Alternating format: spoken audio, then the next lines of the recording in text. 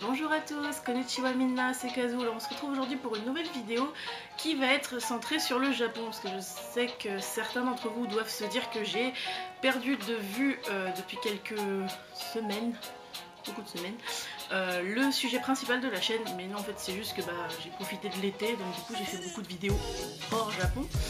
Du coup on va revenir à nos moutons. Et donc aujourd'hui je vous propose une vidéo sur les 10 habitudes japonaises qu'on a beaucoup de mal à perdre une fois qu'on est revenu en France. Donc que ce soit pour que vous y soyez allé pour 2 semaines, 1 mois ou plus, il y a des choses que vous avez pris l'habitude de faire là-bas et une fois que vous êtes revenu en France, vous avez tendance à vouloir les refaire, sauf que du coup ça marche plus.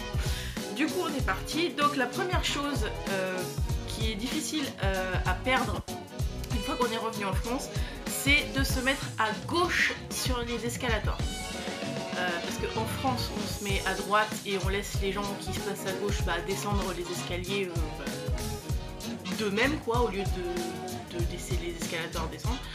Mais au Japon c'est l'inverse, donc on se met sur la gauche et on laisse les gens passer à droite. Enfin, sauf à Osaka, parce que Osaka ils font comme à Paris. Et c'est un peu compliqué. Du coup, quand je suis revenue en 2015, j'ai eu un petit peu de mal, comment dire. Je me suis un peu fait pourrir par les gens parce que je restais à gauche. Voilà, ils sont pas très joueurs avec ça, les Français. La deuxième chose, c'est de s'incliner pour un oui ou pour un non. Et aussi de remercier pour un oui ou pour un non.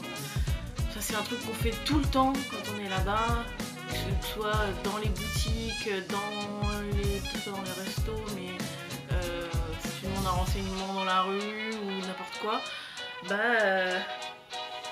t'as pris l'habitude de t'incliner et de remercier, en japonais du coup. Du coup quand tu reviens en France et que tu fais ça, tu passes pour quelqu'un de bizarre. Bon après moi c'est encore autre chose, par exemple si on me laisse passer sur un passage piéton, depuis que je suis ado, voire peut-être même avant, je me suis toujours inclinée pour remercier. Donc ça c'est encore autre chose, mais c'est vrai que je le faisais encore plus en revenant de mes 2 voyages. Et c'est pareil, remercier pour un oui ou pour un non, pour n'importe quoi que les gens ont fait ou pas d'ailleurs, du coup ça aussi c'est compliqué à perdre sur l'habitude.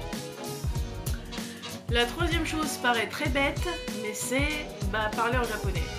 Même si comme moi votre niveau en japonais est très mauvais, enfin disons plutôt qui vous permet juste de vous débrouiller sur l'essentiel quand vous êtes là-bas, vous avez tendance à vouloir parler japonais quand vous rentrez aussi, sauf que du coup ça marche plus non plus. Les gens ils comprennent pas le japonais ici, sauf si vous tombez sur des japonisants, mais bon ça c'est encore autre chose. Du coup c'est encore une fois pour quelqu'un de bizarre si vous vous mettez à parler en japonais. La quatrième chose, et ça c'est quelque chose qui me manque vraiment, c'est d'aller chercher à manger tard le soir au combini. Parce que ici il n'y a pas de combini. Peut éventuellement y avoir des petites supérettes qui sont ouvertes jusqu'à 22h ou 23h, mais il n'y a pas de combini qui soit, de supérettes ou de supermarché ou n'importe quoi, qui sont ouverts jusqu'à 24h/24 comme le sont les combini au Japon. Et du coup si vous êtes comme moi, que vous avez des horaires de boulot qui vous font finir tard et du coup qui vous font rentrer tard et que vous avez faim, et vous pouvez pas vous arrêter dans quoi que ce soit pour aller chercher à manger. Vous êtes obligé de rentrer chez vous et de faire avec ce que vous avez chez vous. Alors que au Japon, vous rentrez dans n'importe quel combini à n'importe quelle heure et vous pouvez manger absolument tout ce que vous voulez. Parfois même sur place s'ils ont des chaises et des tables. Donc ça me manque, mais d'une force. Je donnerais n'importe quoi pour un combini des fois. La cinquième chose, c'est de laisser ses affaires sans surveillance au resto ou à la gare, de laisser ses affaires sans surveillance.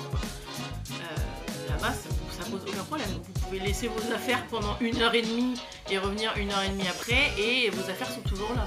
Ici, vous les laissez 2 minutes et vous n'avez plus rien. Donc, c'est un peu compliqué. Des fois c'est pas pratique parce que des fois on aimerait bien, genre si on revient de voyage et qu'on doit faire un truc dans Paris ou autre, on aimerait bien laisser sa valise à un endroit et puis pouvoir la récupérer plus tard, sauf que on peut pas. Et il n'y a même pas de système de consigne, enfin de casier à bagages comme il peut y avoir dans les gares au Japon. Du coup c'est pas pratique du tout.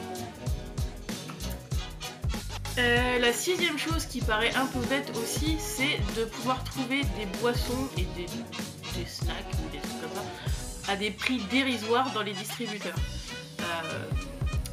Comme le dit Tokyo Nojo dans une de ses dernières vidéos, les prix dans les distributeurs en France sont abusés, ils sont clairement abusés. Alors, quand on vous demande de payer 2,50€ la bouteille de 50 centilitres d'eau, c'est clairement abusé. Mais du coup, les prix dans les distributeurs au Japon, ça manque beaucoup. Et du coup, on a toujours le réflexe de vouloir aller au distributeur pour prendre un truc, et puis après on voit les prix, on fait ah bah non en fait. Du coup non. Voilà. La septième chose, c'est de pouvoir trouver des salles d'arcade n'importe où et à des prix raisonnables. Quand je parle de prix raisonnables, c'est pas comme ici où la partie coûte entre 2€ et 3€. Là-bas, la partie elle est à 150 yens, je crois, ou 200 yens. Alors, je vous mettrai quelque part par là la conversion en euros. Enfin, c'est dérisoire. Du coup, c'est peut-être beaucoup plus facile de faire des parties de jeux vidéo dans une salle d'arcade au Japon qu'en France. Déjà, en France, il n'y en a pas beaucoup des salles d'arcade, mais en plus, quand il y en a, elles sont hors de prix. La huitième chose qui est une habitude entre guillemets, c'est de pouvoir trouver des cafés à thème, de n'importe quel thème d'ailleurs, n'importe où, et de pouvoir y aller comme ça. Enfin, il faut réserver bien sûr, mais ça manque aussi. Enfin, j'ai pas fait 500 cafés à thème, hein, mais je trouve que c'est un bon truc, c'est vachement sympa. Et du coup, une fois qu'on a pris l'habitude d'y aller, du coup quand on revient ici et qu'on a des cafés normaux, ça fait un peu nul en fait.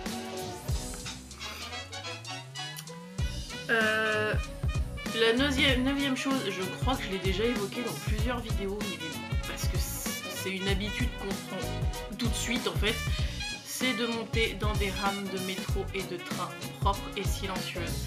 Alors ça fait partie à la fois des trucs qui manquent, des trucs qu'on aimerait voir en France. Enfin, ça peut rentrer dans plusieurs thèmes de vidéos tellement c'est un truc basique, mais c'est vrai, on prend cette habitude très vite et du coup quand on revient en France, la douche froide, la douche très très froide, la douche glacée même, c'est très violent.